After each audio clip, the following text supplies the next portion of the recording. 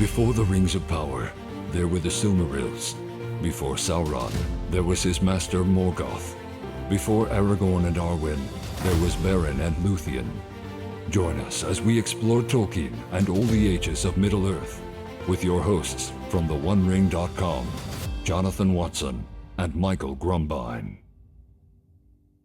Merry Christmas, everybody, because today is essentially Christmas Eve. The day we're releasing this, Michael. It will be Christmas Eve. So okay, I'll go with it then. Merry Christmas. There you go. We're recording in Advent Christmas because this is what we do. And So it is an Advent. We are recording an Advent as an Advent of what will be released on Tuesday. Okay, I'm going to stop there. And the gift that was given to us this week or last week was the War of the Rohirrim, which Michael and I were one of the 74 people who saw here in America. Yeah, it was crazy. I took my family, my older kids anyway, and so how many of you went to see it?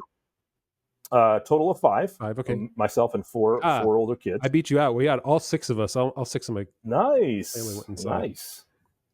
And we were literally the only people in the theater. Oh wow, that's 9:00 show. So I guess it's the later show. Yeah, but still. Yeah. We were. There were probably, let's see, there were six of us. There were probably another 10 people in the theater, maybe a little bit more for us. But we saw it on Tuesday at 7:00. So we saw it on the cheap day here at the theater. So because I've got 6 kids, you got to somehow make it worthwhile. I'll be curious to hear what your kids thought about it. Before we do, hey, in our extended podcast, I didn't even tell you this, Michael. What we're going to do? We're going to actually have our revisions to the film. What would we have changed in the War of the Rohirrim? We're going to talk about that, and we can't say everything, right?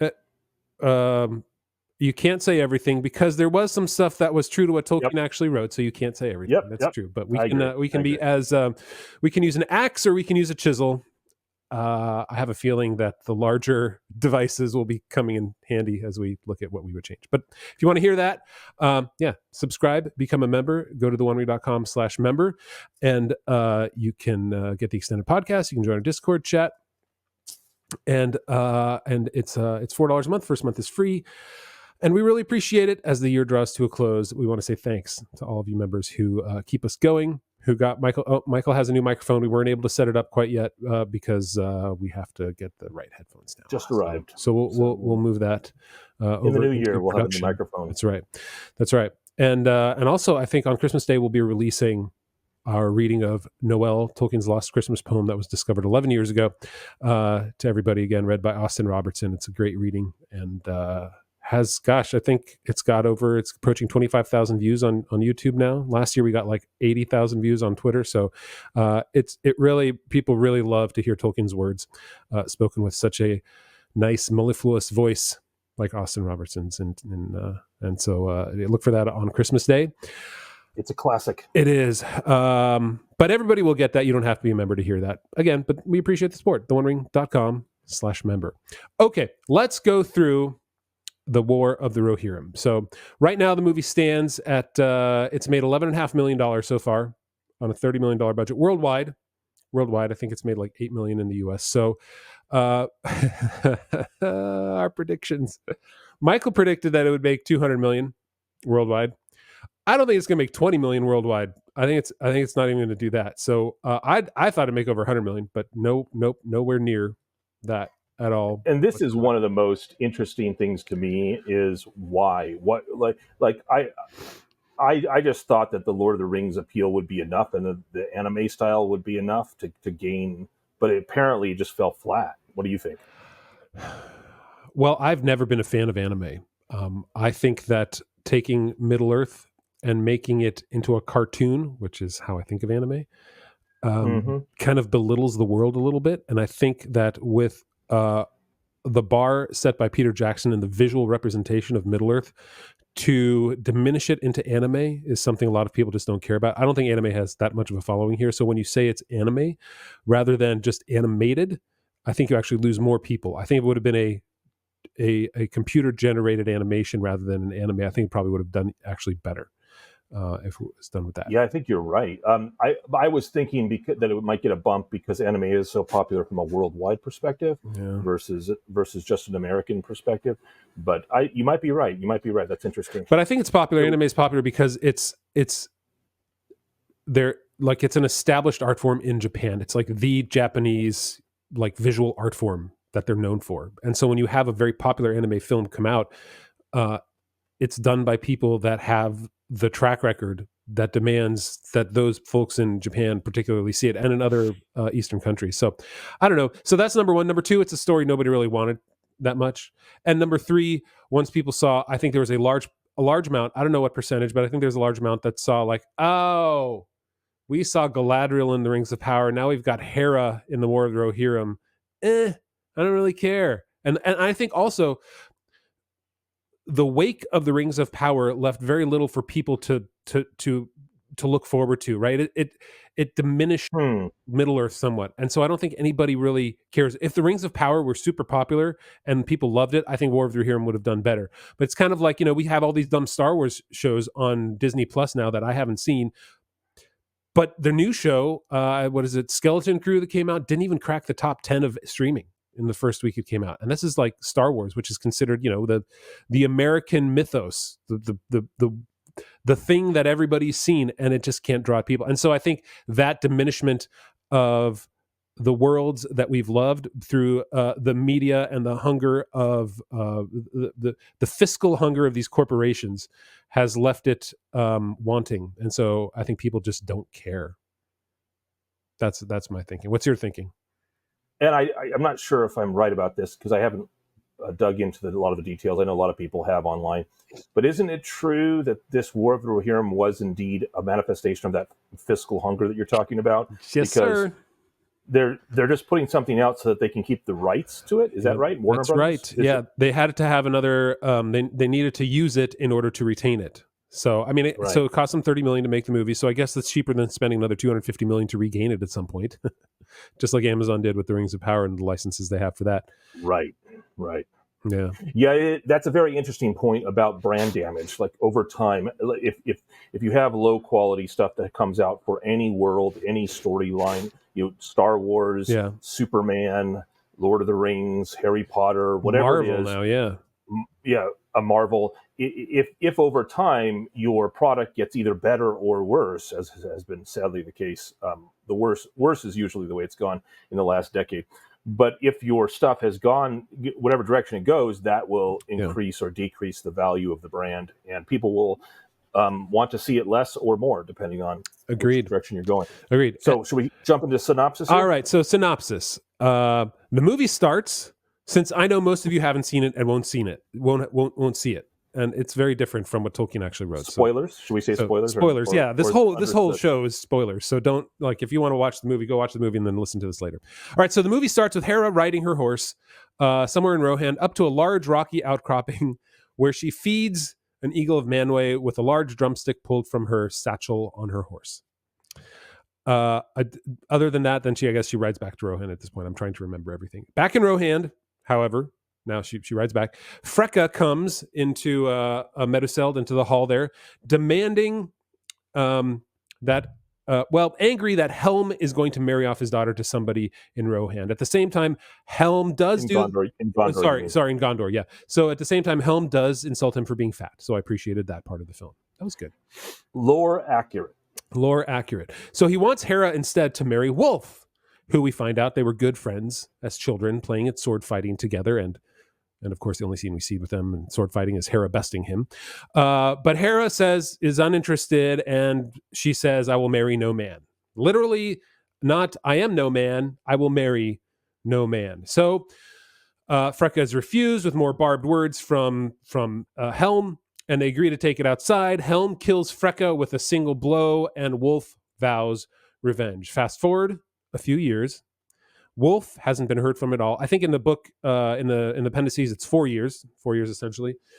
And at this point, Hera and Freylaf, her cousin, are out riding. She does have a brother, Hama and Haleth, and they're not really in the story yet. Oh wait, is it Haleth? Sorry, I just switched to the woman. Not Haleth. What's the what's the more manly son's name?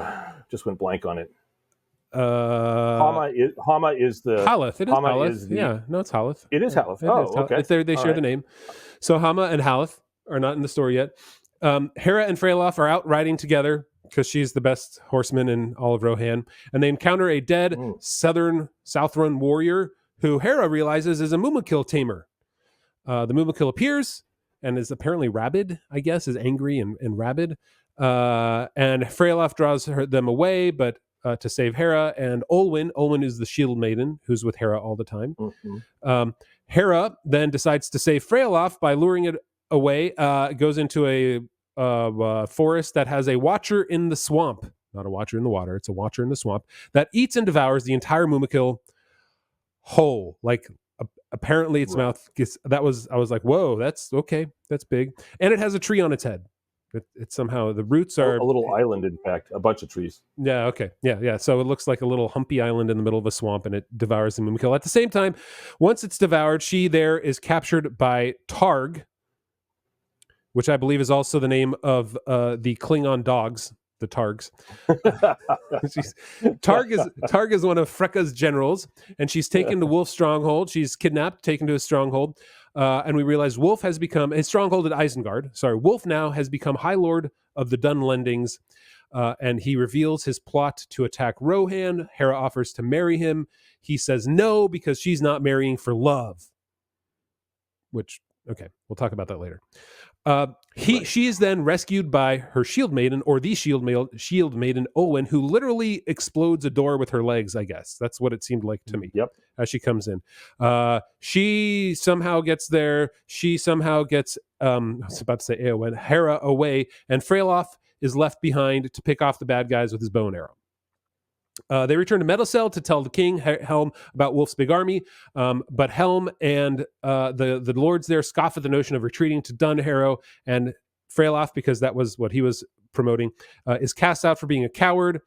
And so Helm prepares battle with Lord Thorn, who has promised to raise, I think it was 300 men or something along those lines. It was 300, that's correct. Yeah, the Rohirrim then leave at night because apparently that's when Dunlendings attack. And at the same time, Hera finds Lord Thorn's scroll and sees the seal on it and recognizes it as Wolf's, realizing that Lord Thorn is a traitor. She is then confronted by him as she attempts to leave to warn her father, but she is able to kill him with the help of her horse. And so now, instead of going to her father, she and Olwen, the shield maiden, evacuate Edoras. I don't know why they decided to do that instead of warning her father. Might have been helpful. We're sending somebody to warn her father. Okay, sorry. We'll get into the plot later. She's now... so she's leaving, and all the women are leaving, just like in the Two Towers. They're leaving to go to Helm's Deep, up the Hornburg at this point. And it's at this point that the Dunlendings attack with Oliphants, and Helm, of course, is betrayed since there are no additional riders from Lord Thorn. The Oliphants take down the gate, but not before Hera can kill one. Of course, I think she's the only one that is able to do that.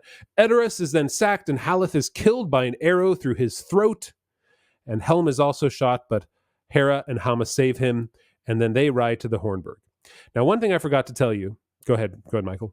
I was just going to say, just to be clear, both Hera and Haleth kill an Oliphant. Oh, Haleth does too. Okay. He kills it before he dies. Okay. That's right. Oh, that's right. He's on top of it, and he's shot. He's shot through the neck as he's standing on its corpse, right? Is that right? Yes. He has just killed its riders down to and he's standing victorious over its corpse and gets shot in the neck. Okay.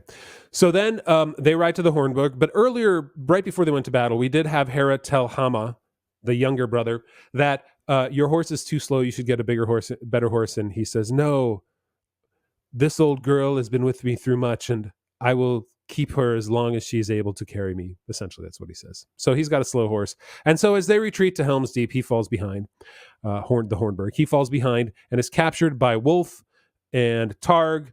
Wolf brings him to the near the walls of the Hornburg, and Hera and Helm, and I guess some others, watch him slit his throat in front of Hera and Helm. Right? Okay. So begins Wolf slit Hama's throat. That's right. Wolf kills Hama in front of Hera and Helm from a distance. Right. So begins the siege of Helm's Deep. They begin the construction of what looks like the Burj Khalifa, the Empire State Building. Some large skyscraper is going up that's in scaffolding of some sort in there. And at the same time, Helm is not getting better. He's lying there. He's sick. But we realize he's actually feigning his illness, as far as I understood it, because he's leaving every night through a secret door in his room to slay Dunlendings. He becomes a fearful wraith to them. And so, they say, it's unnatural, it's not human.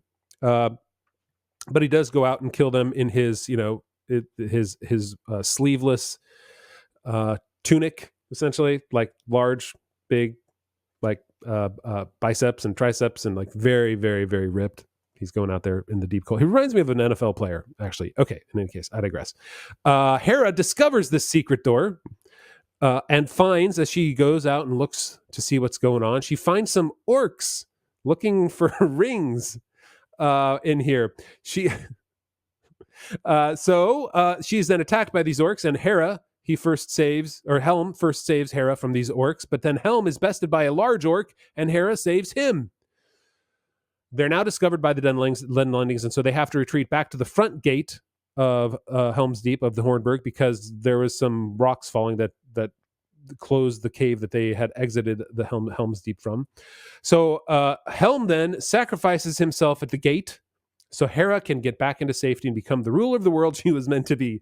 And I wrote this down. So she says to him, Rohan still needs you, father. And he says, no, Hera, they need you. You are my pride, my joy. You could rule the world. So he sacrifices himself there. So she could be Sauron. I don't. Sacrifice is a pregnant word that means a lot more. He just dies there by killing people. There's no sacrifice in it because nothing's actually happening. Okay, we'll talk about that in the story in a minute. Okay, Hera then berates the lords for doing nothing. They're sitting there, and she's like, "Don't despair. We'll figure something out." So she comes up with a plan. After she's the one that realizes they're building a giant siege tower there. So she climbs up the nearby cliffs to a conveniently placed eagle's nest, and speaking to the eagle plainly, essentially tells it, you got to pick up Helm's armor and bring it to Dunharrow, where Freyalaf is. The eagle does this, and then Hera then confronts Wolf when the siege tower is lowered onto the walls. She challenges him to combat, and if she bests him, he will retreat. She does best him after he breaks his word by crushing his throat with a shield, just as Freyalaf arrives in Helm's armor. And so this was a good touch, right? Helm was out there killing everybody, and now they think he's a wraith, and now they see the shadow or the silhouette of Helm and Helm's armor up on the hillside, and it's actually Freyalaf, but all the Dunlendings thinks it's Helm, and so it drives them a little bit crazy. They drive away all the Dunlendings and win the day. Freyalaf then becomes king, though he does tell Hera, it should have been you. But Hera says, I never wanted a crown. It was meant for others. Saruman comes to Meadowsail to offer his assistance. And then, to close out the story with Olwen, Hera goes off to meet with Gandalf about these orcs that she saw picking up rings. The end. Did I cover it all? That was long. Sorry, guys. Pretty much. Yeah, that was a very complete retelling. All right, so let's go through... Yeah. Through 7 points. We have 7 things we're going to talk about: animation and art, the music, the characters and acting, the dialogue, the story, the pacing, and then the lore. So we're going to try and go through these without getting into every single nook and cranny that we could possibly go into. So the animation and the art. Go for it. What do you think? What do you think? I'll kick it off to you, Michael. Animation, art, and we can rate this on a scale of 5-point scale. I'm gonna go to our 5-point scale. As our listeners know, we have an ongoing series where we look at the Peter Jackson films and what they changed from J.R.R. Tolkien's work, and we go through changes and we rate them on a number of aspects. And we use a 5-point scale. We don't have our fancy setup with the numbers today, but I am actually going to rate each of these areas 5 points. First of all, let me say overall, there were aspects of this movie that surprised me in both negatively and positively. In the positive way, there were some aspects, and we're going to talk about some of them first, that I actually liked. I thought they did a pretty decent job. So in animation and art, I have 2 takes because there are 2 distinctive animation styles and art styles, visually speaking. One is the anime part, and the other is the way the backgrounds are painted, kind of like those old Bugs Bunny episodes where the background is done in a different art style. The art style of the background, I'll start with the positive, I really liked. I liked the design, I liked the color, I liked the way the graphic rendering of Rohan, it was excellent in my opinion.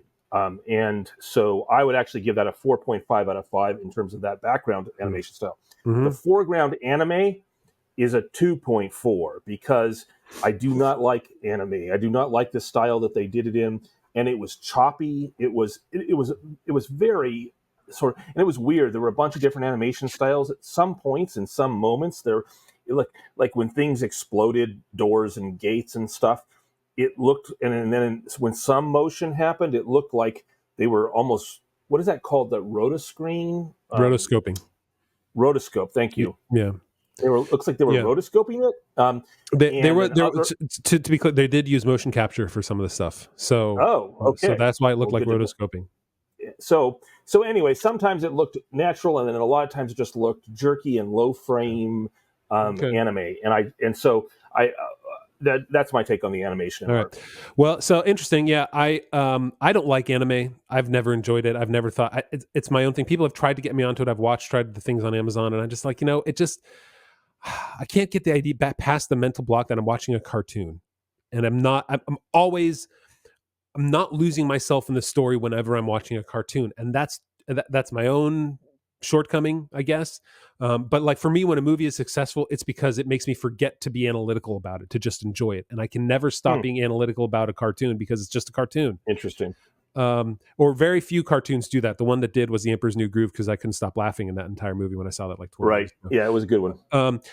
So what's funny when you said about the backgrounds were excellent. And my wife said to me, it's like, the best part of the animation was that beginning shot when they went from the map into the mountains and had that, and then you saw the eagles flying. That was beautiful. It looked really good, and on a big screen it worked out really well. So yeah, I think I had no problems with the backgrounds. I think they looked good. There were a couple ones like in the darkness of the scenes that looked a little bit less than precise, so I will give it a 4 out of 5. The front man, the character animation, the small scenes, the enclosed scenes, the close quarters, man, sometimes those characters looked off, especially when you got a little like half distance, like they weren't the foreground character in the scene. They looked almost goofily badly drawn. And I have some shots, but I'm not going to bring them up here because especially the armies of evil armies. I really noticed how bad they were. Yeah, and honestly, also some of the scenes with the other lords, right, where they're gathered around a table. They're like, you look at their faces and they look like their mouth is a little line, their nose is a little line, and there's nothing else there. But the one talking has more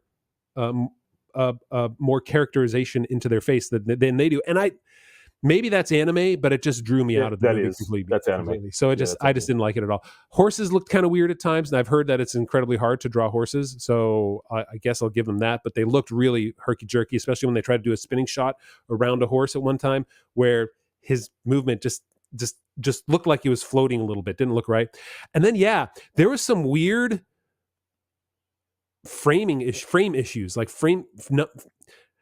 a normal film is 24 frames a second. The high, what is it called? The high frame rate HFR films that were The Hobbit that Peter Jackson released, I believe, were 48, so they were twice as fast. It felt like these things were like 10 at times, or even 8. Like it was really, really, really low amount of frame rates. And then sometimes it got really smooth. And then they used 3D animation in order to do explosions and things like that, or the siege tower falling, and it was super smooth. And it felt completely inconsistent, not like they were using slow motion, but like they were rushing it. And it takes you out of that secondary world effect when it happens. When you have so many visual effects that are jarring with each other, when you have beautiful painted background scenes with rich colors and similar to what I have in my background behind me, that kind of painting style, and then you have motion capture weirdness, which looks kind of fluid and excellent from a certain perspective, but it's just jarring with the front end anime style, which is and then the herky jerky. Yeah, didn't like it. Slow frame rates. So agreed. Yeah. All right. So that's the animation. I'll give it a 1 out of 5. It was no good. I didn't like it at all. Like it just drew me out of the film. So 1 out of 5 for that kind of animation. In told, I'd give the whole thing a 2 out of 5. Like I don't enjoy anime anyway, but some of the long scenes were nice, I guess. The music, right? So the music, it was written by Stephen Gallagher. Not familiar with him. I guess he worked on The Hobbit as like a music editor or something along those lines. I'd have to look up his IMDb. I don't have it in front of me right now. But he did work on The Hobbit as some sort of music associate. He did use cues from The Lord of the Rings. You hear the Ring theme a couple times. You hear Rohan's theme a number of times, and then Hera has her own theme. I listened to the music, and it's fine. It's good. I'll give it a 3 out of 5. Yep. It didn't take me away from the film at all, but it didn't make itself memorable at all like Howard Shore's does. Exactly right. Yeah, I give it a 3.5 because it was decent. The parts that Howard Shore did really stuck out because they were just distinctly better. 100%. And then that's it. Which brings us into the characters and the acting, which are kind of the same. Like how are the characters portrayed, and then how are the actors in it? Let's start with Hera. She was fine as an acted character. I don't know. Do I want to get into what I think of Hera now? Let's start with Helm instead. Helm, okay. Brian Cox's Helm, his voice worked well for me. I thought he did a really good job with it. I didn't think about Brian Cox, even though I know exactly who he is and what he looks like when I was watching him. I did see Helm there, so he did a really good job, I thought, with that. I'll give him a 4 out of 5 with that. Hama and Haleth they were forgettable. They seemed interchangeable. That's both the characters that they created and the acting that they had done. So 3 out of 5 for them. The most annoying character, I think his name was Leaf, was the attendant. I'm not sure what kind of name he would be. He's the kid, the production assistant. Yep. He's the member Berry Hobbit. He's like, his annoyingness reminded me of that annoying kid in the Polar Express. Not that his voice was the same, but I was just as annoyed whenever he'd come on screen and was like, "Oh, I accidentally dropped all the papers." I'm like, "Oh, really? These kinds of tropes again with this kind of a character?" So he seemed pretty cookie cutter. He does it a bunch of times. Yeah, he was just totally cookie cutter and a 1 out of 5. So then let's go to Hera. I mean, Hera's a completely made up character. I just had a hard time the entire time watching her. The voice acting was good. She held her own as a voice actress, but I think she was given a poor character because her character was not dynamic at all whatsoever. She started off not wanting to marry men, and she ended off not wanting to marry men. She started off as a great swordsman, horseman, strategist. She ended up as a great swordsman, horseman, strategist. She started off having a great relationship with her family, and having a antagonistic relationship with Wolf. She ended up having a great relationship with her family and an antagonistic relationship with Wolf. So there was no dynamicness to her character at all. As a main character, you really want to see some sort of change. You want to root for them to do the right thing. You want to see them grow and become better in some way or another. And even you see that in the Fellowship of the Ring with Frodo, right? He's the main character. You want to see him make the hard decisions and do that, right? He goes from the dancing hobbit at Bilbo's birthday party to the one who's willing to abandon even Sam in order to do the right thing and take the ring to Mount Doom, right? He grows, he makes the hard decisions, he sacrifices. None of that happens here with Hera. She's capable the entire time. So as an acting, she did fine, 4 out of 5. As a character, she was insufferably perfect. So 1 out of 5. Yeah, and I'm gonna expand that to the whole show. Like the characters, the voice acting to me was decent, was pretty good actually in some cases, but not standout. A lot of that comes down to the dialogue that they're given and what they can do with it. But the characters themselves are eminently forgettable. Not a single character has any change or learns anything. The closest you can get is Helm, the shift of Helm from King to Wraith, and despairing Wraith. That that was almost forced by the story itself. I don't give them any credit for that because that's Tolkien's story. So if you're going to introduce a character, and especially if you're going to make it a main character like Hera, and it is an introduction of a character because Tolkien doesn't even give her a name. She's a real person in his world, but the story he had to tell was not the story of Hera. They want to tell a story about the daughter of Helm Hammerhand, and if you're going to do that, you're going to need to make me care about that character. You're going to need to make me going to need to show me she's not a Mary Sue, that she's not just perfect to start with. But that's exactly now. She isn't perfect in the sense that she's a total girl boss. There was a couple girl boss moments, but she wasn't like Galadriel from Rings of Power. She's bested physically. She's kidnapped at one point. She's she needs her horse to help defeat Lord Thorn, and Lord Thorn's no great warrior. He's a warrior, but he's not. So, and until the very end, she doesn't girl boss it up that much. Like you said, she kills the troll. You said large orc. I think he's actually a troll. That Helm Hammerhand gets in a fist fight with, but in her non-physical attributes, she's basically makes no mistakes. She's perfect from the beginning. She's always right. Her judgment is the correct one. Everyone should have just been listening to her all along. There's no character development at all. She's a moral Mary Sue, and that's just tiresome. And it follows this trope of the sort of feminist girl boss trope. Doesn't quite go all the way to the full girl boss, take it to 11, but it's boring. And we don't see any character development with Freyaloth. We don't see any character development with Hama or Haleth. And so we're not going to. We should care. Like they're her brothers and they die. Right. But I don't really care. Like even Wolf doesn't change. Nobody changes. Right. Everyone's the exact same character they started with. Right. And they had an opportunity to do this because they had the character of Olwen, who they said was the Shield Maiden who was there. I don't even remember the whole story, but the idea was that they were attacked, all the men were died, and so the Shield Maiden took in a Rohirrim town of some sort. The Shield Maidens took up arms, defeated all the attackers, and that's the great story. And then they became their own noble house, apparently. Like that was like that's right, feminist trope where they got their own seal, and now they're just the Shield Maidens. So and the Lords didn't the Lords want to bring down the seal? Like it's been long enough. It's been up there long enough. It's time to take it. Yeah, exactly.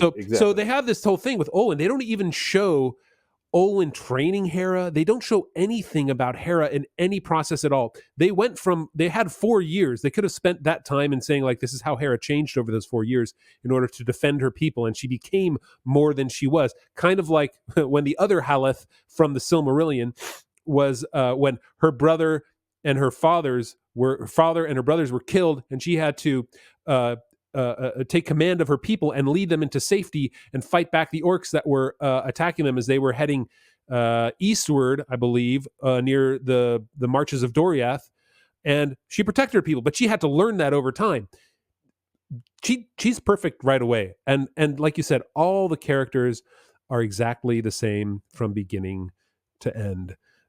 Even Freyaloth he's the great, he's the right person for the job in the beginning, and he's the right person for the job in the end. I will take a little bit of of an opposing point when it comes to the girl bossing of Hera, because the final scene of Hera that I mentioned is her besting Wolf, who's I said the leader. That one. I mean, that's kind of huge. So they totally girl bossed her into that, and not only that, like she does know where to take the Mumakil. She does have all the strategy right from beginning to end. She knows exactly what's going to happen. She's the one who figures out she figures out that Thorn is the traitor. She figures out that that where the secret passageway is. She figures out that it's a siege tower. She figures out everything. And so even then, like, and the one scene they have when she's a young kid is she bests Wolf then too. I'm just like, she's not. So we're going to get to the. I was going to get to the final scenes and her action. All right. Okay. Let's do that. Let's go to the dialogue. Go ahead. Dialogue. I actually, and remember, we're distinguishing dialogue from plot and storyline. The actual character of the words as spoken. Do they have the ring of Tolkien and his words? Because this is an interesting one, because there is no dialogue in Tolkien, or almost none. There's like 2 or 3 lines from the appendices that people actually speak. And everything else is just Tolkien telling us what happened. So all this dialogue is invented. And do they do a decent job? Does Boyen's do a decent job? And whoever the other writer or two writers were with her, I can't remember. And I was surprised. I was pleasantly surprised. The character of the way they speak there were a couple of exceptions, but the character of the way they speak generally throughout the movie was in line with Tolkien's words. They're not it's not as great as Tolkien, but generally speaking, the way they spoke to the way they interact with each other has that old medieval Anglo-Saxon ring to it, generally speaking. And so I was pleasantly surprised by that. And so I thought the dialogue as written wasn't it definitely isn't the tortured rings of power. There is a tempest in me, and all their idioms that they're always coming up with to try to convince us that they're really writing Tolkien-esque language. Yeah. Boyens and the other two writers do actually a decent job of creating Tolkien-esque dialogue style. It doesn't feel forced at all. No, it doesn't. It doesn't. So I was pleasantly surprised. Yeah, I would agree with you there. The only line that stood out to me that still confused me, which was in the trailer, which is you could have ruled the world, or you can rule the world. I'm just like, I don't. Yeah. That doesn't make any sense to me at all. That's sort of like trying to make her even more than she already is, and they don't need to do that. They didn't need to do that at all. So, I agree with you on the dialogue. It didn't pull me out of that part of the film at all. Yeah. All right. So the story. So I don't know. Yeah, I'll give the dialogue a 4 out of 5. And plus, like you said, it was written by Boyens mostly, and then her daughter. What's her name? Was it her daughter? Okay. Phoebe Gittins is her daughter. Okay. Another guy named Artie Papagiorgio. In any case, yeah, that was good. So then the story, and as we know, this kind of goes hand in hand, kind of with the lore, but we'll talk about that a little bit separately. Let's pretend that this story was not based on something Tolkien had wrote and was just its own story. So as a story, like we talked already about, like you have no dynamic characters in here. So they missed out on the characters necessary to pull off a story that impacts you as a viewer. But then the other problem that hounded this story the entire time are the whys that weren't answered. For instance, why are the Southrons there? Like, we know why. Like, they never explained why did they make it all the way over there? Are they there just to help the Dunlandings, or do they have some other greater plan, which was probably to assault Gondor? Why was Thorn a traitor? What did he get out of it? They just said he was, and nothing ever led up into that point, unless I missed something, but I don't think so. No. Why was Thorn a traitor? Why was Hera a good strategist, a good swordsman, a good horseman? They didn't show us anything that would have put her in that position in those intervening years when she defends Helm's Deep, or she knows everything about Helm's Deep. Right. How and why did Wolf gather all these Dunlandings? What was his role? Like, what process did he go? All of a sudden, he's just there in Isengard with a ton of people and Southrons. Like, why? Where's the lead up to any of this? Why does Helm die meaninglessly? He says, she's like, Father, no, Rohan needs you, and he says, no, they need you, without offering any explanation about why Hera would actually be any good, because you haven't shown us the explanation. It's time for you to tell us the explanation here, though we might not believe you, but he just says it without any sort of factual basis to back that up. Why are there orcs at Helm's Deep in the middle of a siege? Why? Looking for rings. Looking for rings. Among all the Dunlandings that were killed, like, why? They didn't lead anything. It's just stuck in there like I don't know, like yellow snow, right? It just seems completely out of place, and you don't want to go near it. And why would you have it? It just seems so oddly put there. It's just really weird. And then why did they copy the Two Towers so completely in Helm's Deep? It feels kind of like, after watching The Force Awakens, it's a copy of Star Wars. This is really just a copy of the Two Towers once Helm's Deep is besieged. And all those whys. So as a story, they never set up anywhere to give you an answer to these whys. And so I think the story was inexpertly put together. Yeah, and I'll add to that pacing. The pacing was absolutely horrible. I was very tired last night when I watched it. I had done a lot, and my kids were there. But this movie was way too long, and the pacing was so uneven and disjointed. And there were moments when you're leading up to a battle, like the first battle when Helm goes out on the plain to meet the Dunlandings, but really there's Thorn is a traitor, and so Edoras is getting attacked while he's from within, and that whole scene. There's this really sort of janky stop and go, and one scene, like the scene one leading to another, just doesn't. It has no good pacing. And then there's the story of them at Helm's Deep, and where they're and once Helm goes into despair, and I actually fell asleep. I fell asleep for 5 minutes. I was so bored. It the pacing was so bad. I didn't have a feeling of anything building to anything else. Yeah. We like you mentioned, we have already seen a Siege of Helm's Deep, and it turns out this is just going to be like that one. Down to her riding out her horse downstairs on her own, to go face the enemy. Down the siege tower instead of the steps of Helm's Deep. Yeah, that's right. So they don't blow a hole in the wall. They drop a. And by the way, there were some funny moments in that. Like, I think unintentionally funny. My favorite guy in the whole second half of the movie was the one drummer on top of the siege tower that kept reaching up farther and farther into the sky. There's this drummer on the top, and he's drumming. I don't know if you remember this. Maybe I fell asleep too. I don't know. I can't remember. And then it raises up a level, and he's still drumming, and it raises, and we keep cutting to the siege tower, getting higher and higher. It's still on top, and then it just drops.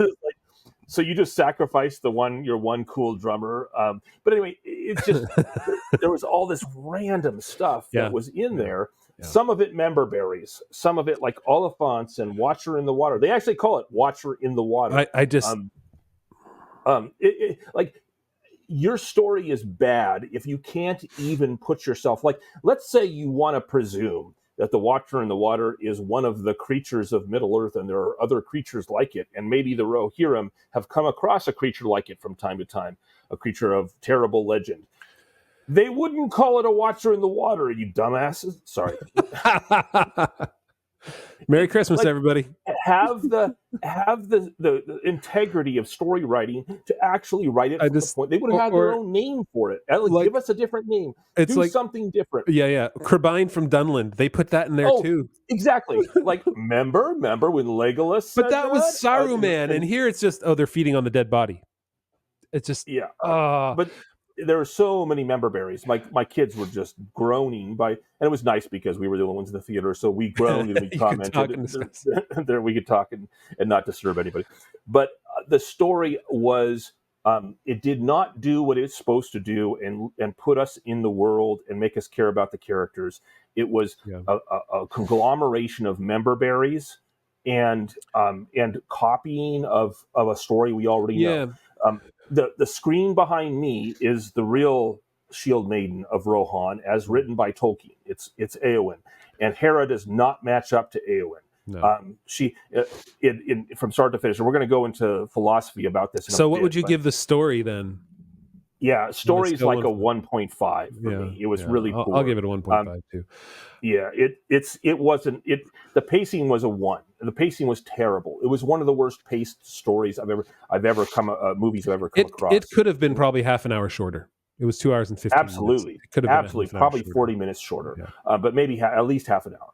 Yeah. And it was just and not only that. I think when you talk about the pacing, there were scenes that were just slow, where nobody talked for a few seconds, and they just lingered on these shots, sometimes on still shots, where you're like, what are we doing? Are you just there so that the music can finish? What's the point? And so not only was it done in the execution of how they created the story, but actually in the execution of the process of creating the movie, right?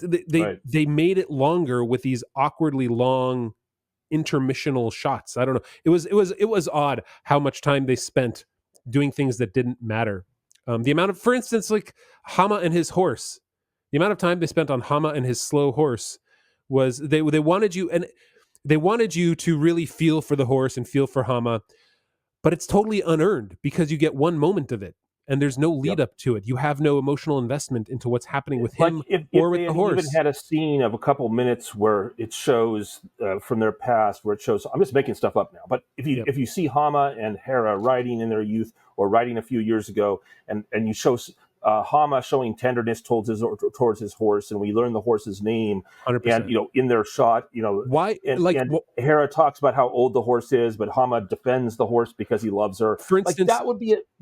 Instead of having Freyolf there in the beginning with finding the Southern, have Hama with his slow horse, and she has to defend him against the. Now we're going to the extended edition, but yeah, it's a scene like that where if you want to introduce Hama and have a relationship with him and make him important and his death important, then create that emotional resonance that's necessary to give us to make it pay off in the end. Otherwise, we don't care. We don't care that his horse is slow. We don't care that he has a relationship with his horse. What if the horse almost died from the Oliphant and they were able to nurse it back to health, and they kind of spend a moment on that?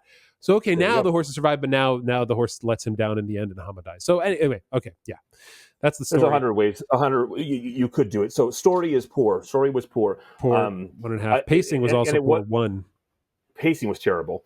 Story was subpar, and seriously subpar. And it was seriously subpar because I don't give them credit for the story where they matched Tolkien. I want them, like, they're writing a movie story, and so they need to include and stay true to Tolkien. And let's move from here to the lore now, because now we're talking about what Tolkien wrote versus what they wrote.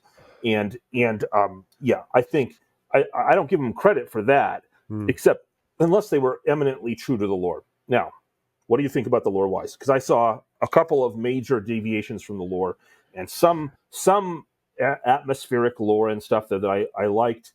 But then a couple of massive deviations, and some of them, it gets into the philosophy, which I'm going to talk about. But what did you think of the lore? When you talk about the lore, right, of course, you have to start with the idea of Hera. Hera has been a completely new character introduced into the film. That's right. And Hera is a 2000s type of woman again, right?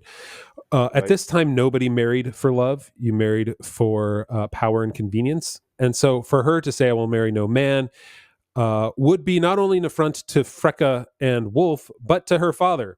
And so to introduce that into here, I thought was silly, was against what Tolkien wrote, but they had to go with it. And so because of that, it becomes this river that has all these tributaries into the story that kind of ruin it. So that's where it started. And let me get to where it ended, because this is my disappointment. And I talked about this here with the Two Towers, and then we can talk about what's in the middle. So it started with Hera being a 2024 kind of woman, almost 2025. Everybody, Happy New Year. Where she's the kind of woman that would fit in right here in modern day. But you don't want that. Like you were talking about Éowyn before. Éowyn would not fit in modern day because she knew her place in a way, and she ended up accepting it, but she still was like her father looked at her as the girl he had to protect, but she was Éowyn. She was not going to be a fighter. Here, she's the best at everything, and nobody blinks at all. Everybody is totally fine with her being the best at everything, and it's somehow totally okay. She's the best strategist, but nobody really worries about it. Not that she's sitting there doing the strategy, but she's there. They're telling us how everything's going to happen, and who's the traitor, and where the hidden door is, and what look, it's a siege engine, and don't give up, lords that are sitting here around the table again doing nothing. The lords literally do nothing. They sit around tables, and you don't see them doing anything else. Hera's the only one that does anything. Okay, so then the final scene is Freyalaf riding down the same hill that Gandalf rode down in the Two Towers in order to save all of those holed up in Helm's Deep. When in the story, in the lore, here's what Tolkien wrote. Soon after the winter broke, then Freyalaf, son of Hild, Helm's sister, came down out of Dunharrow, to which many had fled, and with a small company of desperate men, he surprised Wolf in Meduseld and slew him and regained Edoras. I like the idea of it being a small company of desperate men, and they missed that opportunity to make that, because you couldn't have Hera be if she was leading people, like she couldn't be the girl boss. Sorry, Michael, I know she's still a girl boss to me. The strategically masterful girl boss that defeats Wolf and is able to get Freyalaf there in time. And so I don't know, that's where the bookend of the stories, that's where it really bothered me. It started off wrong and it ended off wrong. And I wish they would have been able to, I thought Hera was going to break the siege, somehow do something there to break the siege, and then meet up with Freyalaf in Meduseld and retake it. But no, it's he comes and they just cut the whole part of that out. And I just, the fact that they have Hera kill Wolf and then how they have her do it, this is the biggest girl boss moment. But everything else up to it, she's not in the physical realm, but not always in the physical realm besting people, but but she's besting everyone. Like she's the only one with a good plan. You have a whole bunch of lords hold up there. Not a single one of them comes up with anything. They're just standing around, and she's got all the great. She knows how to save people. She notices everything. She's good at everything. And then in the end, she bests a Rohirrim Dunlendine warrior in one-on-one combat, wearing a wedding dress. Wearing a wedding dress, and she, in a laughable way. It's utterly laughable. She even crushes his throat with the shield, overpowering him hand to hand. Like literally, their arms are against each other. Yeah, and then she pushes and she kicks him back. Overpowers him. Yeah. And this is like her shield maiden. What's her name? Olwen. Yeah. Like kicking or blowing someone. She didn't kick a door open. She blew a door open by slamming somebody else through a door that actually just blew it apart like superhero style. Yeah. It was ridiculous. So basically, we have a bunch of Amazonians, and at the end scene when Helm's Deep is about to fall. It's not quite Helm's Deep yet, but when the Hornburg is about to fall, who is it that has the plan and is going to carry it out? That's going to save everyone, or at least hold them off so people can be saved. It's the three women. It's the old woman, the middle-aged woman, and the young woman. There was that old woman in the tower with the wedding dress. That's right. And I just, the story-wise, this is classic. I mean, she doesn't, as you mentioned, she's not going to ever marry, and marrying isn't for her. This is completely the opposite of everyone even Éowyn understands this is the role of royalty in Middle Earth and in her culture. And while she bristles at the fact that she can't take up arms when a foe with the rest of the army, which she then ends up doing ultimately, she also ultimately is happy to be married. She falls in love and is married to the man that becomes the Prince of Ithilien. And so she is literally married off to a Prince of Gondor. Yeah, right. In the Lord of the Rings, and Hera is obviously supposed to be a precursor to Éowyn, but I vastly prefer Éowyn, who faced down the Witch King, but with the help of barrow blades and a halfling,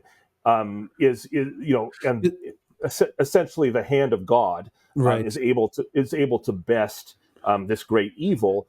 But she herself almost perishes in the attempt, and so she's not this good at everything, and nobody ever, nobody can beat her. Right. And they show her fear, right? They show Éowyn's fear as she's riding down with Merry. And so she earns that in the end, right? Her shield, Éowyn's shield is exploded. I'm talking about the movie, right? And she's in pain, and and then Merry distracts her with what is officially an actual sword meant to destroy or rip sinew from flesh, rip soul from sinew, I think is the way Tolkien put it, with the sword that he got from the Barrow Downs. But it's earned, right? You feel the fear.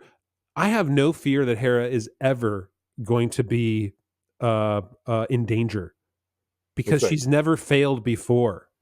She's never, not even in battle with him, she's nicked ever so slightly. But you think at one point they try to pull it off as if he comes up to her and somehow has stabbed her, but I guess she's been able to push his arm to the side, and so he doesn't stab her. And that's when she's stronger than him and pushes him away and kicks him down and then crushes his throat with the shield that Owen, like Captain America, throws to her in order to use. Yes, the Captain America moment. So lore-wise, the big fails were that they didn't have Freyaloth killing Wolf and taking back Edoras. The lore, but I have a nit to pick with regard to their portrayal of Helm Hammerhand. So Helm's first of all, in the actual lore, Helm is the aggressor. He is not like in the movie War of the Rohirrim. He's out there and it's like this trial by combat outside where everyone's sitting around watching, as opposed to what happens in the book where he pulls Freka off to the side on his own, and Freka's guards leave. They're basically realizing that they can't do anything. It's just going to be one-on-one. But then Helm is the aggressor, and like this is very Anglo-Saxon. Like his honor has been slighted, and Freka has done a thing which makes him look bad to his lords, so he's going to respond. And in the movie, he's like he kills Freka with one punch, so kudos for that, I guess, lore wise. But then he's looking around, he's like, "You all saw it. It was just one punch." It's like, you're right. Whining, I hated dude. that. What the heck? What are you doing? You should have been now. Get out! Don't come back. Right? That's sort of idea. Imposition of 21st century morality onto an Anglo-Saxon society from Tolkien's world that wouldn't have responded that way. And then his whining about his whole basically he should have believed Hera all along. Hera was the right one. Yeah. And then the whole Queen of the World crap. And the fact ultimately that he gave his life pointlessly when he didn't have to. Now, it was one thing in the books where he goes out in despair and basically becomes this force of nature, killing and frightening the besieging army over a whole winter, which and you can say there's a kind of sort of desperate, maybe even a near suicidal desire on his part, where he's going out there killing people with his hands, and he's in despair because of the death of his sons, and so I can imagine that's the case, but in the movie, he literally pointlessly gives up his life. Yes, he didn't have. That was the worst. He could have gone in, closed the doors, and lived, and kept doing what he'd been doing. Yes, right. Up to that point, but if he's not going to have a change of heart, but he doesn't, and he just it's pointless. It's not actually pointless. The point is for us to find out how awesome Hera is. Right. But it's an unearned point. The movies do this all the time. Himself for the sake of the girl boss, but like you say, nothing's earned on the girl boss's part. He's just telling her how awesome she is. Yeah. Then he's going to let himself die because of it. Yeah, this is where the lore is a problem, right? Because it's the story of Helm Hammerhand, or it's the story of Rohan, the greatest story of Rohan in a way, because that's what Tolkien decided to spend the most time on when it comes to writing a story about Rohan. And to have it be from Helm's perspective, and then Helm, in his desperation, he does end up dying, as Tolkien wrote. One night, men heard the horn blowing, but Helm did not return. In the morning, there came a sun gleam, the first for long days, and they saw a white figure standing still on the dike alone, for none of the Dunlendings dared come near. There stood Helm, dead as a stone, but his knees were unbent. Yet men said that the horn was still heard at times in the deep, and the wraith of Helm would walk among the foes of Rohan and kill with fear. That should have been a huge part of the film, of Helm in desperation, right? He is the leader of his people, and he sees them in despair, right? There was hunger. They had no place to go. There was no food. So Helm is trying to create something greater, and as the king, doing what a king would do in desperation to try and save his people, he is out there doing, like you said, the things that he should have kept doing and not giving himself up for Hera, who's going to be the greatest ruler of the world. And so that, to me, like that whole scene of Helm's Deep, this is why it feels so similar to the Two Towers, because in the Two Towers, you don't have that utter desperation of being there for a long time. There is some, but what they should have done is they should have leaned into that desperation more and had Helm be the one who is there as a king. They barely show Helm as a king at all, encouraging his people. That's what they could have done at that time. That's what they did in the Two Towers with Aragorn, encouraging the young kids. It's a good sword. They had a couple of those scenes in order to show him as a king. They needed to do the same thing with Helm's Deep with Helm Hammerhand and show him as a king in Helm's Deep. But they realized if they did that would take away from Hera, so they couldn't do it. They had to just kill him off in the most inane and pointless way possible. Yep.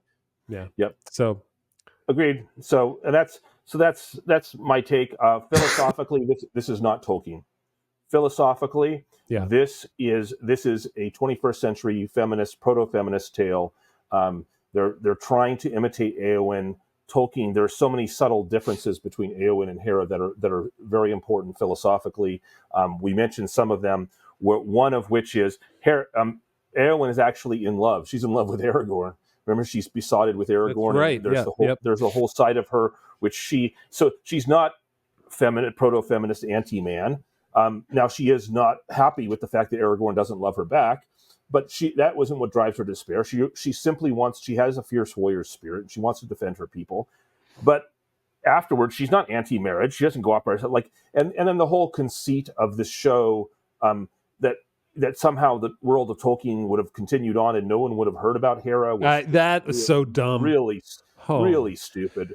Really and stupid. Even you realize that the one great story that they tell in the film is the story of the Shield Maidens.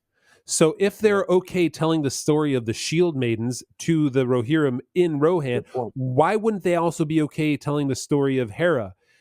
Yep. It's a distracting, like, don't look over here, look over there because it's not here. This is why it's not there. And they don't give you any reasons for why or anything like that. But let's also bring up the rings. What that is completely unnecessary. They're like, talk about member berries where, you have the Mumakil. Okay. You have the Watcher in the Water. Okay. There is, at least it does something. That entire ring scene, the whole point of it is just to get them outside, but it's not necessary. Like she could have been. Yep. Well, she could have just found the secret passage and gone down and been outside. And seen Helm being crazy and being like, oh my gosh, what's going on? And then he comes and talks with her. Yep. But no, they had to add these orcs who apparently were voiced by Billy Boyd and Dominic Monaghan. I realized I didn't know that. So I didn't even notice that in the film. And then there's the troll, and then she saves Helm from the troll by throwing a spear into the troll's eye and killing it. And then they're discovered by the Dunlendings, and that's when he dies on the in front of the great door of Helm's Deep. But the idea that you have Sauron having trolls 200 years before the events of the Two Towers, looking for rings randomly near Helm's Deep while there's a siege going on, and they don't even show us where does this exit lead, the secret passageway, where are they going exactly? So we have no ability to understand it, but that would essentially mean that these orcs have somehow walked through near the Dunlendings up near Helm's Deep in order to look for rings from who's up there, and why would they be looking right up near the walls of Helm's Deep? It just felt so out of place. It was really amateurish and completely unnecessary, and it's there just as a way to say I'm going to go talk to Gandalf here at the end of the movie. That's right. Exactly right. That's what they wanted. Somebody said, guys, we need to get Gandalf involved in this. We have to have him here. So how are we going to do that? We've got to have orcs looking for rings at this point. What would have been really funny, I because I have a sick sense of humor. There was that moment when at the end of the movie when she's heading off to go find Gandalf and she's telling Olwen what she's going to do, but she's like, I'm going to go find a wizard, and Olwen's like, does this wizard have a name? And she says, well, he has many names. And like I Sauron paid so much money for her to say, some call him Grand Elf. Okay, that's a riff on the Rings of Power. Who the crappy, but not the Harfeet. Who are the other ones? The Stewars. Yeah, the Sewers called him. So he's a large elf. He's a grand elf. Oh, that was so bad. That would have been the cherry on top. The apparent origin. That would have been classic. I mean classically bad. Is it as bad as The Rings of Power? No, it's a serviceable film. It's not bad, but it's just not good. It's that mealy mouth middle. Whereas the Rings of Power is just bad. It's bad writing, bad dialogue. The music is the best part of The Rings of Power because Bear McCreary is a good composer. The characters and acting are bad in The Rings of Power. The characters and acting aren't bad here. The dialogue is much better here. The dialogue is horrible in The Rings of Power. So yeah. Right. So if I, on The Rings of Power as a TV show, I give it like a 2 out of 10, maybe a 3 out of 10 if I'm generous. This one, 4 or 5, 4 out of 10, 5 out of 10. It's just so forgettable. For me, it's between a 5 and a 6 out of 10, like 4, maybe 5, just straight up 5. Just right there in the middle. It's very forgettable. Yeah. It doesn't inspire the love of Tolkien in me. It doesn't remind me. And it's sad because it could have, because the story of Helm Hammerhand is an awesome story. And you would have had to tell it though, from the point of view of a tragedy. It's like the Children of Hurin. You're going to have to approach it differently. And the philosophic framework that this was approached in was one of 21st century feminism overlay over a story from Lord of the Rings, and ultimately that's just going to make a subpar product. And and what they should have done is what Peter Jackson famously said to who's that interviewer? Oh, that British interviewer anyway, he said to him, our goal was to put Professor Tolkien's words and ideas into this and not put our own into this. And this entire film started from them putting their own ideas into it, and that's why. Yeah, and to that final point, let me just say there was one thing I didn't bring up about the philosophy, and we were supposed to believe that this is a really powerful moment because it's referenced twice. They both come at the very end of the movie, and it's when Olwen and Hera are fake Eowyn, are talking, and Olwen tells Eowyn, like, this is going to be your choice how to end all this. And it's like, this beautiful thing is like, you finally get choice in life. Yes, the patriarchy has pigeonholed you for most of your life, but now you finally get choice in how to end it. And then it's referenced again when Olwen's trying to go with Eowyn, and Eowyn starts crying and touches her face and says, I have a choice. And this whole thing. Like, forgot about that.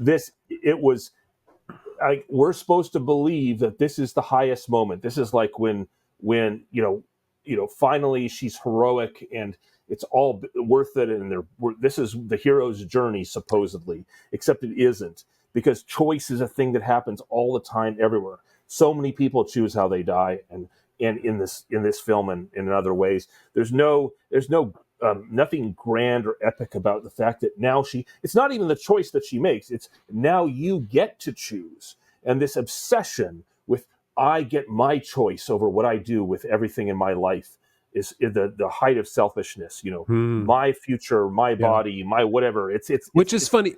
It's this worship of choice, which is so pathetically modern it has no place in Tolkien's and world. Is actually when you talk about it like that, it's the antithesis of what a leader or a king should be. I shouldn't care. I mean, being a king is a little bit like being a dad or a mom, right? You lose your ability to choose because you have to do what's better for the family and not what's better for you.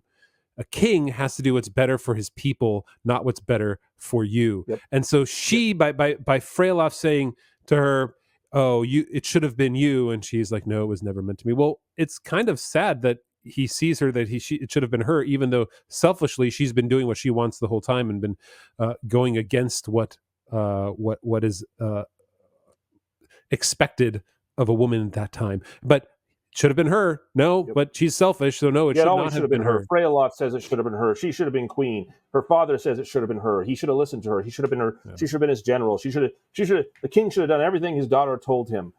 Everything's all about, it should have been her. She was right all along. Everything that she does is correct. Yeah. There's no, it's, and it's unearned. And, her freedom from men, like that's a big deal in this film, is like, she's never going to marry. It's not just that she doesn't want this particular marriage. She's never going to marry. She's like, I don't need no man thing. She's like, I don't need a bicycle. I'm a fish. That's right. This fish doesn't need a bicycle. That's right. That's right. All right, guys, we're going to shut it down. Ultimately, the movie is forgettable. This is why it won't perform well, why it won't be remembered. But it will do what it needed to do, which is maintain the rights for New Line and Warner Brothers to have The Lord of the Rings, so they can do The Hunt for Gollum and whatever else is going to be coming up for them, because it's too much money to ignore. Although if this here is any indication, maybe it won't be too much money. We'll see. Yeah, I don't even know if they'll make. Will they be able to de-age Aragorn for an entire 2.5 hours? Geez. So we'll see. All right, we're gonna shut it down, guys. If you want to listen to us talk about what we would have changed in this here and how we would have done it, particularly I want to talk about how we would have gotten them out of Helm's Deep, because Tolkien doesn't talk about that at all. He talks about how they're besieged at Helm's Deep, or they retreat to Helm's Deep. And they were besieged there, but it doesn't talk after Helm dies. All we get is soon after the winter broke, Freylof, son of Hild, Helm's sister, came down out of Dunharrow, right? So, but to Mediceld, right? He kills Wolf in Mediceld. So we're going to talk about that. What we would have done right there, and he kills Wolf, he does kill. Wolf. This is like my last point. Is like, this is the great, like, we take it as given because we found out a long time ago that Hera was going to be the main character. But why? Why is Hera the main character of this story? This should not have happened. This story should never have been told, because it's not Hera, it's not the daughter that kills Wolf, that kills the main aggressor. No, it's not.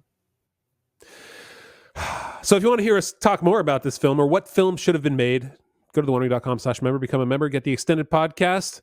Go to Patreon, thewondery.com/Patreon. You can get that. Its first month is free, $4 a month, or on Patreon, first week is free at $5 a month. Guys, thanks again. Happy New Year. We'll catch you next year as we're back on The Hobbit. And Merry Christmas, freeloaders. Did you think it would end this way? Oh, the journey doesn't end here. The grey rain curtain of this episode will be rolled back, and all will turn to silver glass. And then you hear it. Distant sounds like waves on diamond shores. A far greater episode under a swift sunrise. And my apologies. I've never done this to you, Jonathan, but I have visitors that have arrived. My wife walked in to tell me that. And so I have to bow out. You're going to have to do the extended edition by yourself. That's all right. Give me one thing. How would they have gotten from Helm's Deep to Meduseld? What do you think? Give me one. How would who have gotten there? How would the besieged folks have gotten to Helm's Deep from Meduseld? What would you have to have done? Because at this point they are kingless. They are. I mean, Hera could have been there, or a female could have been there. If you can name one thing, go for it. They would have had to do to get from Helm's Deep. So my question for you. Well, in the real story, Freyaloth retakes Meduseld, and kills Wolf. Wolf.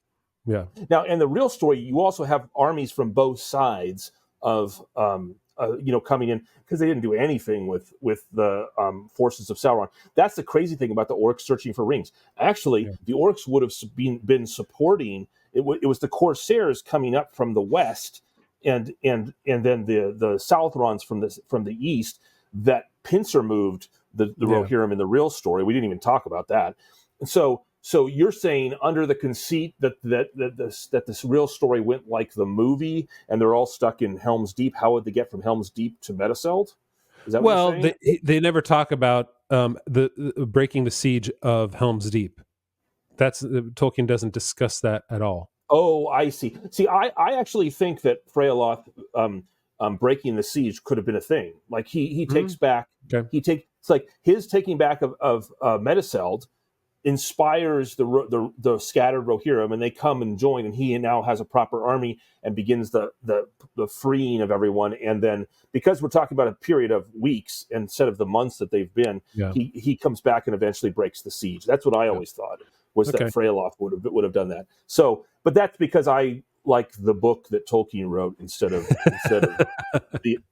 the invented girl boss from Philippa Boyen's. So, Agreed. All right. Well, go say hi to your.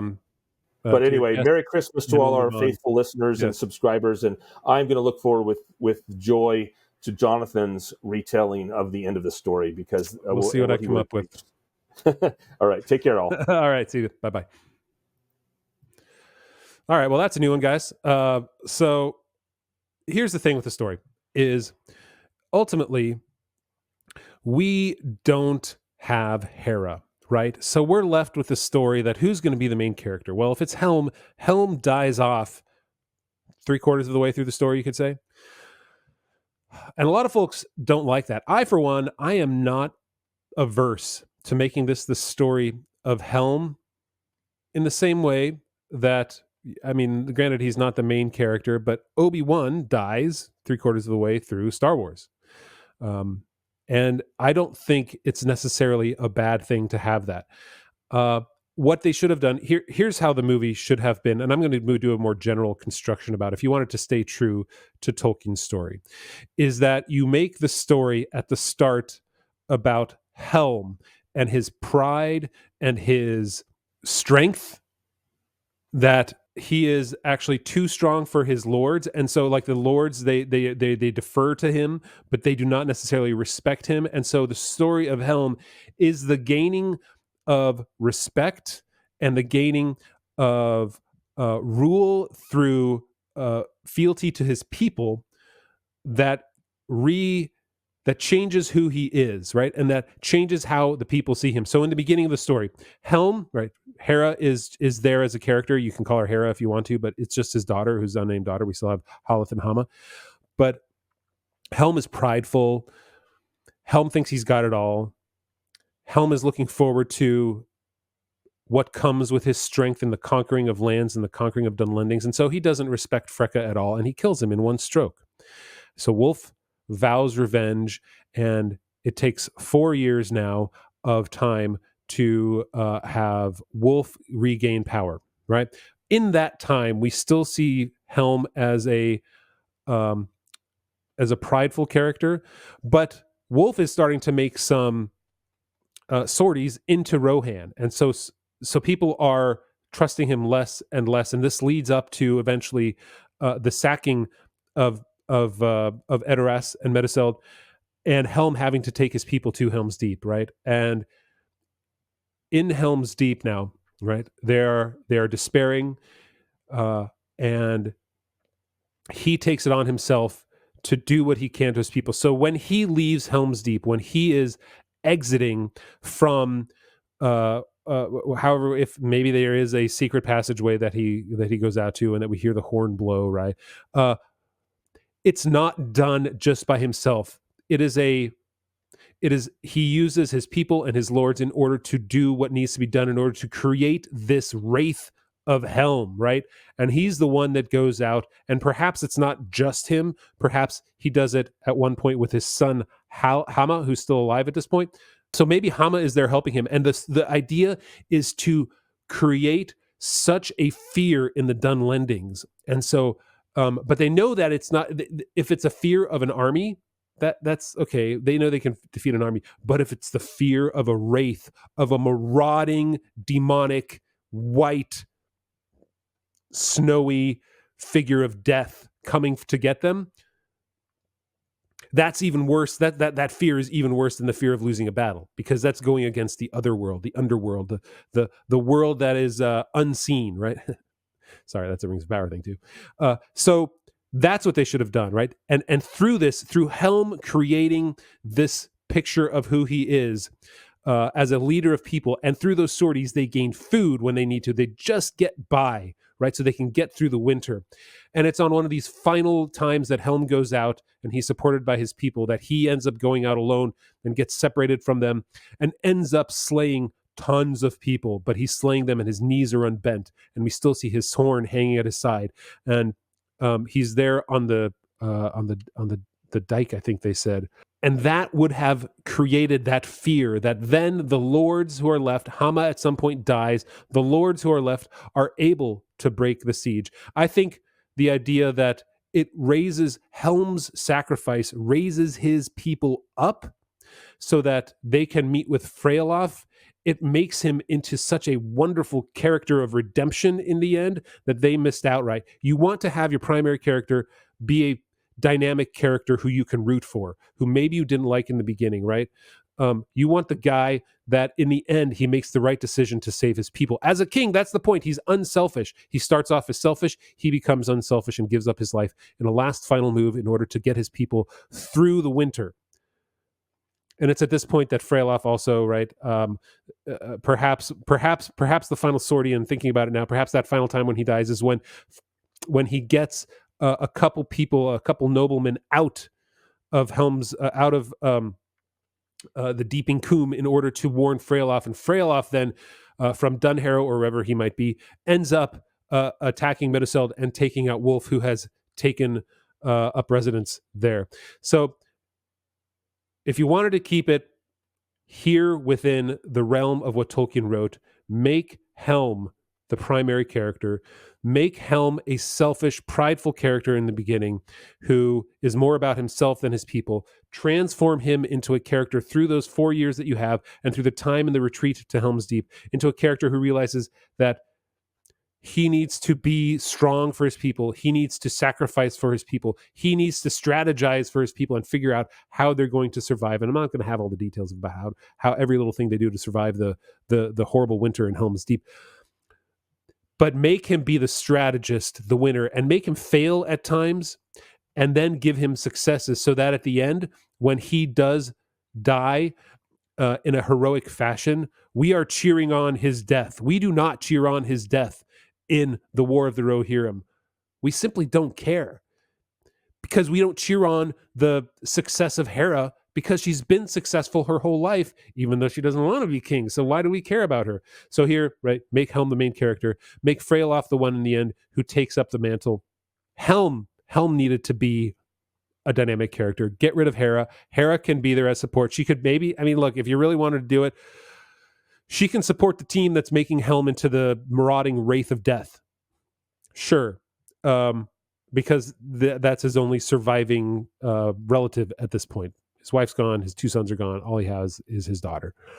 But don't make the daughter the perfect character who's got the strategy, who's got the swordsmanship, who's got the horsemanship, who can do whatever she needs to do, who doesn't do anything wrong. I can't think of one time where anything that she did ended up with her in act, like it was like, well, that was a dumb decision. You could say like, okay, she got kidnapped by Targ over by the Watcher in the swamp, but she escaped, so there's no harm done. Yeah. All right. That's my story. That's where Helm's Deep should have been. It should have been Helm's redemption from selfish, prideful, into leader of men who sacrifices himself, men and his entire people, right? Who sacrifices himself to get them into to get the resources that they need, and to get a message out to Freylof in a final desperate attempt to slay Wolf in Meduseld. And that's where it should have gone. All right, guys. Merry Christmas. Happy New Year. We'll catch you next year. We're taking a week off between Christmas and New Year's, which means that the episode right before New Year's we won't have. So that would be what? Like the 6th we'll be back? I don't have a calendar in front of me. I don't know what it is, but we appreciate you guys. And I'll catch you next week. Merry Christmas, everybody. Take care.